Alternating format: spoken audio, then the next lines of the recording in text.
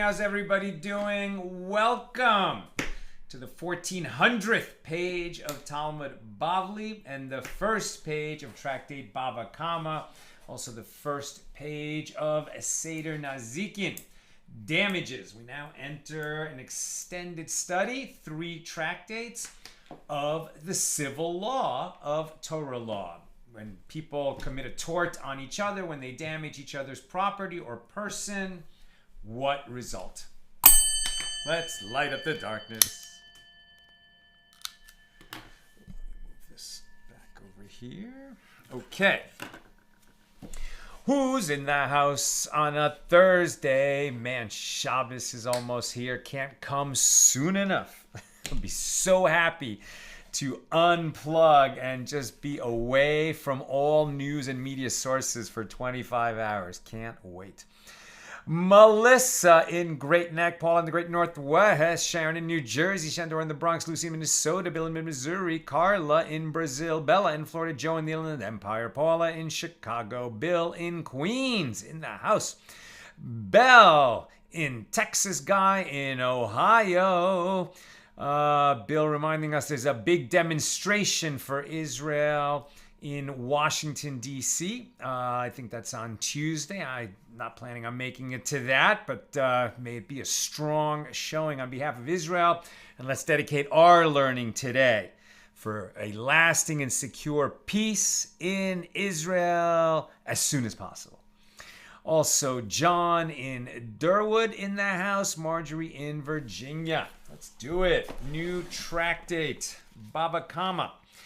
Before we open Mishna number 1 of chapter 1, let's just read a few relevant verses from the Torah, which are going to be the laws that are going from which the other laws are going to be derived.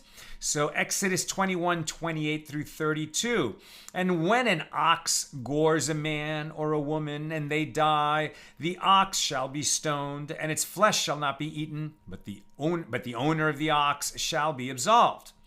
But if the ox was a goring ox in time past, and warning has been given to its owner, and he has not secured it, and then it killed a man or a woman, oh, well, that's a very different situation, right? It could happen to anyone that his ox breaks free. You had no reason to suspect that the ox would be dangerous. But if you knew your ox was dangerous, then what? But if it was a goring ox in time past and a warning has been given to its owner and he has not secured it and it killed a man or a woman, the ox shall be stoned and its owner shall also be put to death. If a ransom is placed upon him, then he shall give for the redemption of his life whatsoever is placed upon him. Whether it has gored a son or has gored a daughter, according to this judgment shall it be done to him. If the ox gores a slave or a maidservant, he shall give to their master 30 shekels of silver, and the ox shall be stoned. And if a man, now Exodus 21:33 through 34, that was one category of damage. As we'll see, there's 4 primary categories of that basically describe the types of damage that you could cause to another. So the first is you own an ox that did damage, and then the 2 subcases where you had reason to know that it would do damage and where you didn't. Now, the next category is a pit, right? So if one digs a pit in a public thoroughfare, and if a man shall open a pit, or if a man shall dig a pit and not cover it, and an ox or a donkey fall therein, so the owner of the pit shall pay. He shall recompense money to its owners, and the carcass shall be for him. Very similar to the ox. What's the difference? Well, the pit doesn't move around, does not have a will of its own. And if one man's ox hurts the ox of another and it dies, then they shall sell the live ox and divide its monetary value, and the carcass they shall also divide. Or if it is known that the ox was a goring ox in times past, and its owner has not secured it, he shall pay an ox for an ox, and the carcass shall be his. But that's not necessarily a goring situation, even for an ox that has gored in the past. Now, a different kind of danger that you could cause, let's say you have a bunch of goats and they break out of your property and into somebody else's property and eat his crop. If a man causes a field or a vineyard to be eaten, and he set his animal loose and it consumed in the field of another, well, then the best of his own field and the best of his vineyard he shall pay. And finally, what if you throw a cigarette out the window of your car and you start a forest fire? If a fire breaks out and catches in thorns so that a stack of grain or standing grain or the field is consumed, the one who kindled the fire shall pay compensation. Those are the general laws. As you can imagine, there will be a lot of nuance and distinctions within the cases. Page 2a here in Tractate Bava, Kamma. There are 4 primary categories of damage: the ox, the pit, the mave, which will be explained, and based on the discussion in the Gemara, this might refer either to the tooth of an animal that causes damage or to a person who causes damage, and the category of fire. Each of these categories is unique. Therefore, the laws of one cannot be derived from another. The defining characteristic of the primary category of the ox is not similar to the defining characteristic of the primary category of mave. And the defining characteristic of the mave is not similar to the defining characteristic of the ox. And the defining characteristic of this category of the ox and that category of the mave, in which there is a living spirit that causes the damage, these are not similar to the defining characteristic of the category of fire, in which there is no living spirit. And the Mishnah continues on the defining characteristics of this primary category of ox and mave and that primary category of fire, in which the typical manner of their components is to proceed from one place to another, right? They move, both fire and animals move and cause damage. Well, these are not similar to the defining characteristic of the primary category of the pit, in which the typical manner of its components is not to proceed from one place to another and cause damage, but rather it remains in place and the damage is caused by the injured party proceeding and encountering the obstacle. Now, the common denominator of the components in all these primary categories is that it is their typical manner to cause damage, and the responsibility for their safeguarding to prevent them from causing damage is incumbent upon you, the owner of the animal, or the generator of the fire, or the digger of the pit. And when a component of any of these categories causes damage, the owner or the generator of the component that caused the damage is obligated to pay restitution for damage. And out of what does he pay? Best quality land. Best quality land. Or if he owns a bunch of land and he's going to have to sell some of it because if he has cash on hand, he just pays with that. But if he can't pay with money or movable property and he owns real property, he's going to have to sell some of it in order to make this restitution of damages. And if he's got low quality land, medium quality land, and high quality land with which to secure the money for the damages, he uses high quality land. Now, the Gemara, from the fact that the Mishna teaches its ruling employing the term primary categories, in this case just called avos, fathers, but he means primary categories, then by inference, there are subcategories of these primary categories. So the Gemara asks, are there subcategories similar to them, i.e. to their respective primary categories, so that the same laws apply to any subcategory as would apply to the primary category within which it sits? Or are these subcategories somehow dissimilar from their primary categories? So the Gemara cites additional areas of halacha, of Jewish law, where there are primary categories and subcategories, and considers the relationship between them, right? So what comes to mind when we talk about primary categories in a completely different area of the law? Shabbos, right? There are 39 prohibited types of labor that you cannot do on Shabbos. With regard to Shabbos, we learned in a Mishna tractate Shabbos 73a, the primary categories of labor prohibited on Shabbos number 40 less 1, 39. And there too, from the fact that the Mishnah teaches its ruling employing the term primary categories, by inference, there are also subcategories. Now, with regard to the primary categories of labor prohibited on Shabbos, their subcategories are similar to them, as it is no different if one unwittingly performed labor that is a primary category for which he is liable to bring a sin offering, and it is no different if one unwittingly performed labor that is a subcategory for which he is also liable to bring a sin offering, when the temple is standing, of course. Now, likewise, it is no different if one intentionally performed labor that is a primary category for which he is liable to be executed by stoning, if all the warnings were in place, etc. And it is no different if one intentionally performed labor that is a subcategory for which he is liable to be executed by stoning. In other words, the consequences of either unwittingly or intentionally violating a primary category of the prohibitions of Shabbos is the same as the consequences for the unwitting or intentional violation of a prohibition within the any subcategory of those primary categories.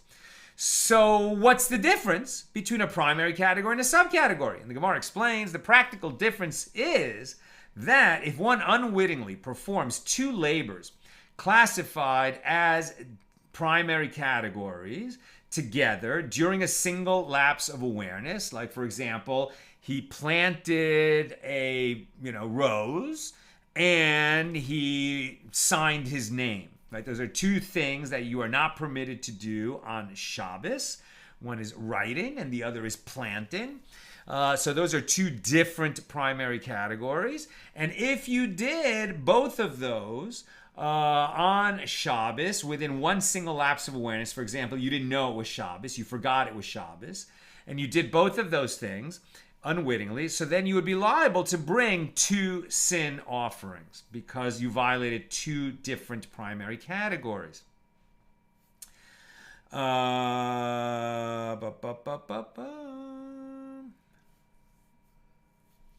But if one unwittingly performs two labors classified as subcategories of two different primary categories together during a single lapse of awareness, he still brings two different sin offerings because the subcategories were within two different primary categories. But you see where this is going.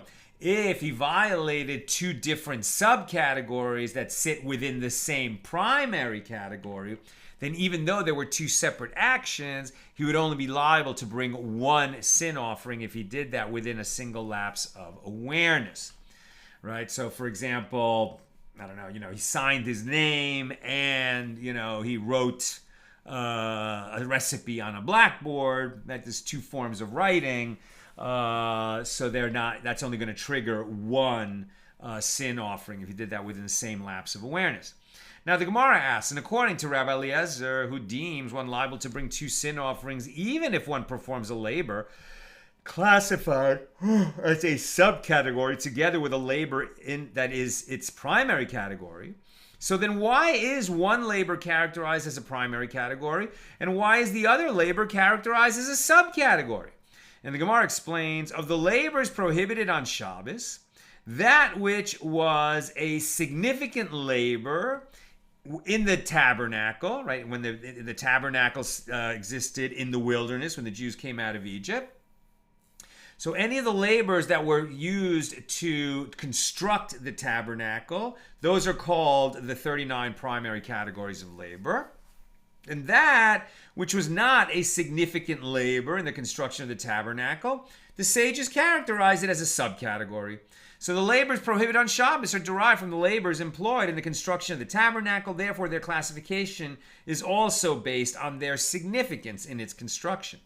Now, with regard to another area of the law, we're exploring what is the difference between primary categories of damage and subcategories. Now, we just examined this same idea, primary categories and subcategories in the area of Shabbos prohibitions, labors that you cannot do on Shabbos. Now we're going to look at a separate area of the law, a whole different area of the law, and this has to do with tuma, ritual impurity. And there too, we find this concept of primary categories and subcategories. So with regard to ritual impurities, we learned in the Mishna, Kalim 1:1, the primary categories of ritual impurity, of tuma, are as follows. Any of the 8 species of creeping animal enumerated in the Torah. There's some argument, but a rat, a mouse, a chameleon, other kinds of lizards. If it died and fell into teruma, for example, it would disqualify the teruma because it would impart ritual impurity onto that consecrated food and render it impure, and therefore no priest could eat it. So the primary categories of ritual impurity are like this: the creeping animal, the sherets, and there are 8 species of them. Also semen, right? So semen, seminal discharge from a man, that creates ritual impurity if it comes into contact with any person or thing. And one who is impure with impurity imparted by a human corpse, right? Somebody who has come into contact with a corpse, because, for example, he helped bury the corpse at a funeral, which is an incredibly high and noble mitzvah. But nevertheless, it renders the person who comes into contact with the corpse ritually impure, tameh. So these are primary categories of impurity: the sherets, semen itself, and one who has touched a corpse.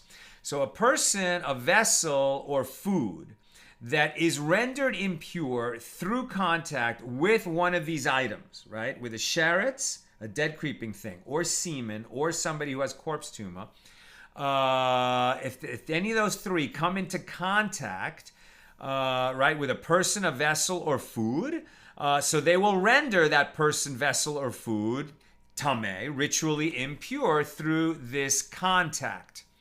So a person, a vessel, or food that is rendered impure through contact with an item classified as a primary category of ritual impurity becomes impure, and then that person, vessel, or food is considered a subcategory of the primary category, right? So one who came into a person comes into contact with a corpse, so now that person is a primary source of tuma. If he touches another person, that person has secondary tuma, right? So it's a subcategory. So in that domain, their subcategories are dissimilar to them, as any person or item classified as a primary category of ritual impurity will transmit that impurity to a person and to vessels with which it comes into contact. But a person or item classified as a subcategory of ritual impurity will render food or drink impure, but will not render a person or vessel impure, right? So the one who touched a corpse, he's a primary category. If he touches another person, that second person also becomes impure, but he has secondary tuma. He's a subcategory of the first, of the avha tuma. And then if that the corpse, then the first person, then the second person, that second person, if he now touches yet another person, that last person in the chain is not rendered impure because he didn't come into contact not with the corpse, not with a person who touched the corpse, but only with a person who touched a person who touched the corpse. Okay. After determining that there are instances where the legal status of subcategories is like that of the primary categories, like in the case of Shabbos, and that there are instances where the legal status of the subcategories is dissimilar to that of the primary categories, for example, ritual impurity. Now the Gemara asks, so here, with regard to the law of damages, what is the legal relationship between the primary categories and their subcategories? And Rav Papa said there are among the primary categories of damage some whose subcategories are similar to them, and there are among them some whose subcategories are dissimilar to them. So this will require further study. We are on page 2b, by the way. Now, seeking to clarify Rav Papa's statement, the Gemara cites a baraisa that delineates the primary categories of damage. Right? We just listed that in our Mishna, but the baraisa will add some nuance. The sages taught in a baraisa 3 primary categories of damage were stated in the Torah with regard to an ox. An ox causes damage in 3 ways, and each is classified as a distinct primary category of damage represented by a part of the body of the ox. You can imagine the horns can gore. We've already talked about goring. And the hooves can trample. And the body can, crash, bump, etc. Let's see. So the ox causes damage in 3 ways. There is the category of keren, goring, right? Goring. Literally the horn. So this is referring to an ox goring a person or an animal and causing damage. Number 2, there is the category of eating, literally the tooth, right? The ox can go and eat what it wasn't supposed to. This is referring to one's ox causing damage by consuming another person's produce.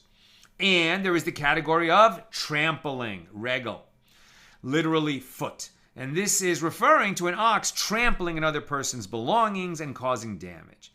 These are classified as primary categories because they are mentioned explicitly in the Torah. So the horn, the tooth, and the foot of the ox. Now the Gemara elaborates. From where do we derive the primary category of goring? And the source is, as the sages taught in a baraisa, the verse states, and if an ox gores a man or a woman, Exodus 21:28, and goring is performed only with a horn, as it is stated, and Zedekiah, the son of Hanana, made himself horns of iron, and said, so says the Lord, with these shall you gore the Arameans, until they are consumed. 1 Kings 22:11.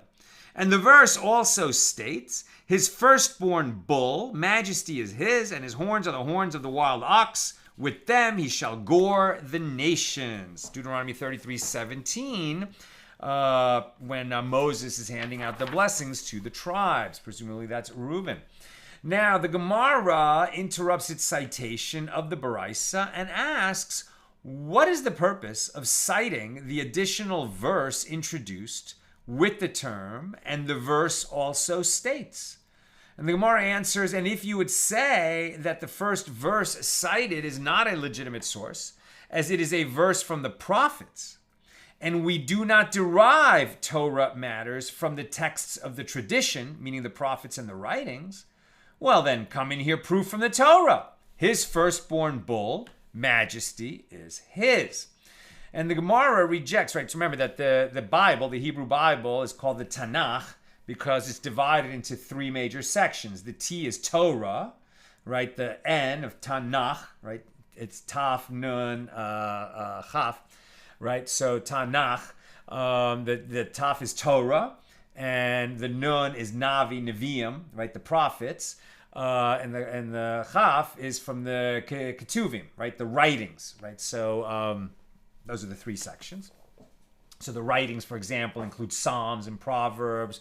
The prophets, as you can imagine, are the writings of the prophets. And then there's the Torah. But the laws that we derive, the 613 mitzvahs, although they can be amplified and clarified and explained in the writings and the prophets, the laws themselves, if they're from the written Torah, they're from the Torah, from the first 5 books of Moses. Okay, where are we?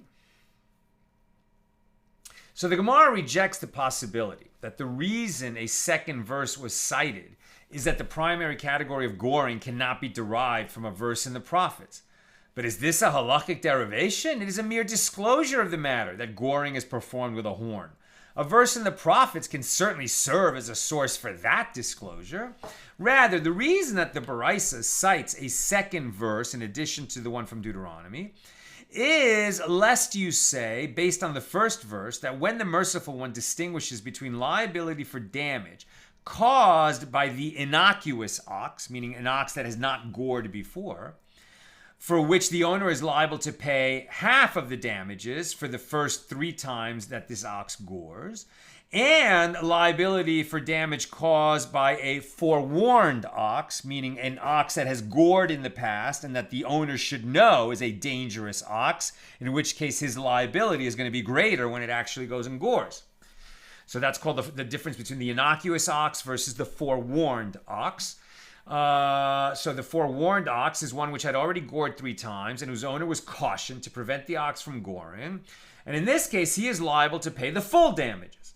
And that statement applies only to damage caused with a detached horn, like the horn of Zedekiah, described in the verse. For example, if an animal held a detached horn in its mouth and caused damage with it, but for damage that an ox caused with a horn attached to its head, say that in all cases the legal status of the ox is that of a forewarned ox, and its owner is liable to pay for all of the damage. Therefore, you might have thought that.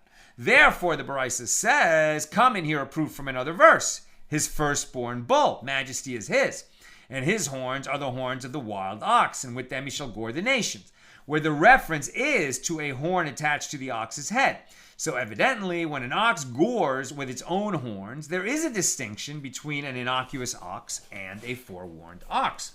Now the Gemara resumes its citation of the Baraisa. What is a subcategory of goring? Now we've said that goring, eating with its teeth, or trampling with its feet, these are all primary categories of damage which an ox may inflict. But now we've also said there are subcategories. So what are the subcategories of these primary categories? Let's begin with goring. What is a subcategory of the primary category of goring? What is a subcategory of goring? It includes any action that an ox performs with its body with the objective of inflicting damage. Interesting. So goring maybe doesn't have to be with the horns. At least not the goring with the horns is the primary category. The subcategory would be damage that the ox does intentionally. The ox intends to cause damage, but maybe it doesn't have to do it with its horns. Maybe it can do it with its butt or with its side or its shoulder. Right? So pushing or biting or crouching upon items with the objective of inflicting damage, as well as kicking. So even though it could be biting with the teeth or kicking with the feet, these are still subcategories of goring, because we're not talking about an ox just grazing and eating up the plants of somebody else's property. That's what the primary category of its teeth are. And we're not talking about trampling. That's the primary category of the feet. But these other ones is where the ox just, is angry or something and means to, within its animal nature to cause damage. Those are all going to be considered subcategories of goring. Now the Gemara asks, okay, so what is different about goring that it is characterized as a primary category of damage, as it is written explicitly in the verse, and if an ox gores a man or a woman? Accordingly, negifa should also be characterized as a primary category, as it is written, if one man's ox hurts, right, yigof, the same word negifa, if one man's ox hurts the ox of another. And the Gemara answers, this negifa mentioned in the verse is actually a reference to goring, as it is taught in the Baraisa that the verse states, and if one man's ox hurts the ox of another, or if it is known that the ox was a goring ox in times past. The verse began with its description of the case with the term negifa, and it concluded with the term goring, to tell you that in this context, the two terms describe the same action. This action is negifa, and this same action is goring. One ox hurts another by goring. If it hurts another ox, by biting it or kicking it, that's a subcategory of the primary category of goring. So the Gemara asks, if the two terms are interchangeable, what is different with regard to an ox goring a person that it is written, and if an ox gores a man or a woman? And what is different with regard to an ox goring an animal that it is written, if one man's ox hurts the ox of another?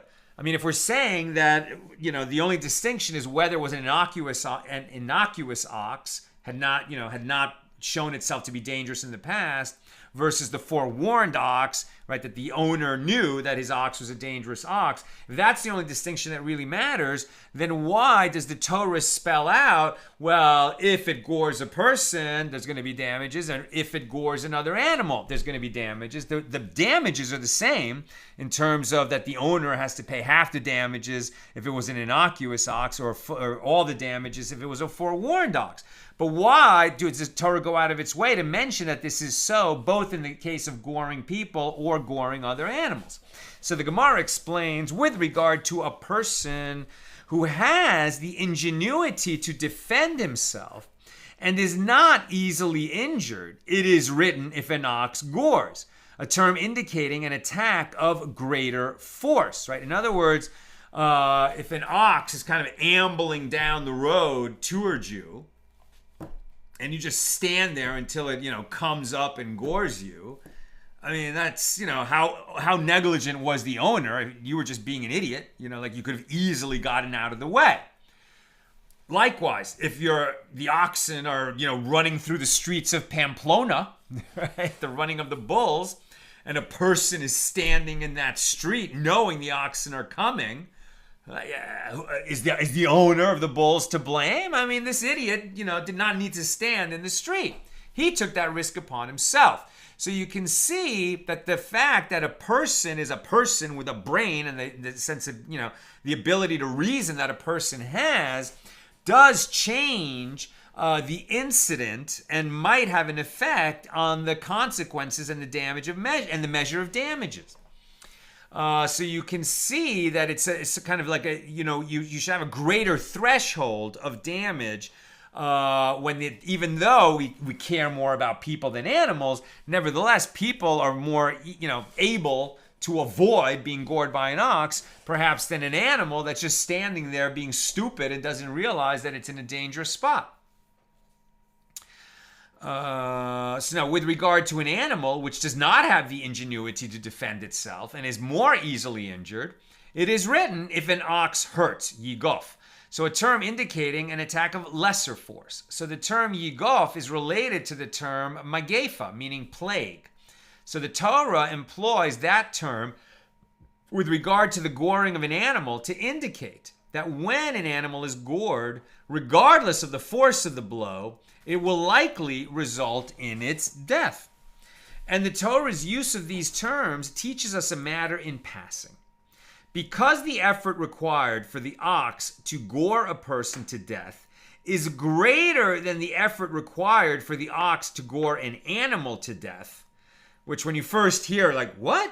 I mean, people would seem to me to be a lot more fragile than, for example, horses and cows, but the people have a brain that can help them get the heck out of the way, right? That the horse and cow might not have. So because the effort required for the ox to come to gore a person to death is greater than the effort required for the ox to come to gore an animal to death, the law is that an ox that is forewarned with regard to goring a person is also forewarned with regard to an animal. But an ox that is forewarned with regard to an animal is not considered forewarned with regard to a person, right? In other words, if this guy's ox has in the past gored animals, right, and then it comes and gores a person, we don't say that, well, your ox, gored a sheep last week, and then a sheep again the next week, and a sheep again the week after that. So that's a forewarned ox. And so now that it gored a person, you have to pay huge damages because now your ox hurt a person, and it's a forewarned ox. But we don't say that because in the past it only hurt other animals. It hasn't hurt a human, so we don't consider it a forewarned ox in that way. Now the Gemara questions the classification in the Baraisa of biting, crouching, and kicking as subcategories of goring. Isn't biting a subcategory of eating? Right? We said that the primary categories of the ox are the horn, the tooth, and the foot. The horn, right, is for goring. The tooth is for eating, like eating what it's not supposed to. And the feet are for trampling. So now the Gemara is now asking, well, wait a minute, biting, why don't we put that as a subcategory of the primary category of the tooth, of eating? And the Gemara answers no. In the cases included in the primary category of eating, there is pleasure for the animal in the course of its causing damage. It's eating to satisfy its hunger. In this case of damage caused by biting, there is no intrinsic pleasure for the animal in the course of the damage that it causes, as when the ox bites forcefully, the exclusive objective of the action is to cause damage, and that is like goring. The Gemara asks, aren't crouching upon items and kicking items in order to damage them each a subcategory of trampling, as the animal crouches by bending its leg and it kicks with its feet? And the Gemara answers no. In cases including the primary category of trampling, the damage is commonplace as it is caused in the course of the animal's walking. In these cases of crouching and kicking, the damage is not commonplace as animals do not typically kick or crouch upon utensils. Now, after citing the subcategories listed in the Baraisa, the Gemara resumes its analysis of the statement of Rav Papa. But with regard to that statement of Rav Papa, when he said there are among them some whose subcategories are dissimilar to them and some which are similar, subcategories that are similar to the primary categories or subcategories that are dissimilar to their primary categories. So then to which primary category was Rav Papa referring when he said that some subcategories are dissimilar from their primary category? If we say that his reference was to these subcategories of goring, I'm very close to done. Questions or comments, please get them in.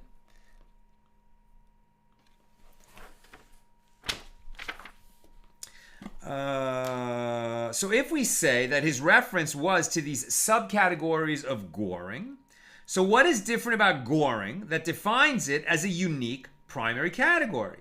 What is different is that the objective of the ox's action is to cause damage. And the ox is your property, and it's your responsibility to safeguard it, to prevent it from causing damage. That is incumbent upon you, its owner. In these subcategories of goring, namely pushing, biting, crouching, and kicking, also the objective of the oxen's actions is to cause damage, and the ox is your property, and the responsibility of safeguarding the ox to prevent it from causing damage is incumbent on you, the owner. So rather, it is apparent that the status of a subcategory of goring is like that of the primary category of goring. And when Rav Papa says that there are among them some whose subcategories are dissimilar to them, he was referring to eating and trampling. How are the subcategories of eating and trampling dissimilar from the primary categories of eating and trampling? Tune in tomorrow. Let me take some questions and comments. Just circle this for tomorrow. Okay. Questions on Bava Kamma, page 2. I've always been confused by the distinction between high, medium, and low quality land. Assuming my fine or liability is a fixed monetary amount, my assumption is that low quality land is worth less. So to pay my liability, I would have to give more land away. High quality, less so. So if the monetary value is equal, what is the difference? I think that the basic idea is that high quality land is much more readily liquidated, right? High quality land, it's always easy to find a buyer. So since there is a desire to have the victim of the damages made whole, I think that's the reason why it would require high quality land to be used. But I could be wrong, and I'm sure we're going to encounter the reasoning for that quite soon. Sharon, are we going to attempt to get caught up with the rest of the Daf Yomi programs? Yes, we are. I know that some people like to run right on time, and I usually like to be there. And we just had, a lot of days off, and I had some personal days. So yeah, let me Let me get on that. Either, we'll do one day and do kind of just highlights of a bunch of pages, or we'll try to do a few days of double pages where we don't skip anything, and we tend to get caught up that way. But I'll tell you that most Daf Yomi Shirim that I'm familiar with are running, anywhere from one page to 2 weeks behind, and sometimes more. The one that when I did Daf Yomi here in Hancock Park, the class I was in was often running 2 or even 3 weeks behind. But don't worry, we will get caught up. Joseph, I was bitten by a greyhound dog one time and had to get a shot. And the owner said that it was friendly, so I went to pet it and it nipped me. This would fall under the tooth. I think it would be goring. The owner should be held more liable since the owner is a rational human being, right? I think that a dog biting you is going to be considered the category of goring. It's going to be like an ox that gores. And then if the dog had bitten people in the past, I guess 3 times, either 2 or 3 times, we'll see, then it would be like the forewarned ox, and the owner would be responsible for all your damages, right? But if it was the first time that the dog had nipped a person, then, maybe not. Then maybe not. Then maybe we're going to consider it that he just has to pay half of your damages. He's still going to be liable, but he only has to pay half of your damages.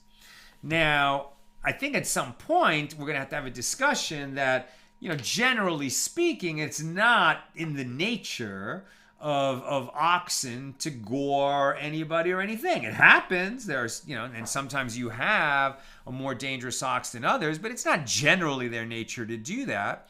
Whereas, just like with dogs, some dogs are super, cuddly and sweet. And then you have some dogs that are downright vicious and dangerous, right? Maybe because of the way they were brought up, maybe it was found, maybe it was traumatized. There's a lot of reasons. But if you have, one of these animals, now even though it hasn't already bit someone in the past that you're aware of, maybe we should ascribe to the owner that higher level, that higher standard, where we would find them negligent, even without knowing that the dog has bit someone in the past, because it's the type of dog that we just consider dangerous, or let's say, somebody owns a lion or a tiger, he thinks it's fun to have a lion or a tiger as a pet. I mean, that's a very dangerous wild animal. And so it seems like a higher standard would be called for. So we'll see. The law will cover these subjects, and then we'll see how how God disposed that law and how the sages interpreted it in various situations. Looking forward to doing that with you, and looking forward to see you tomorrow at the regular Friday time.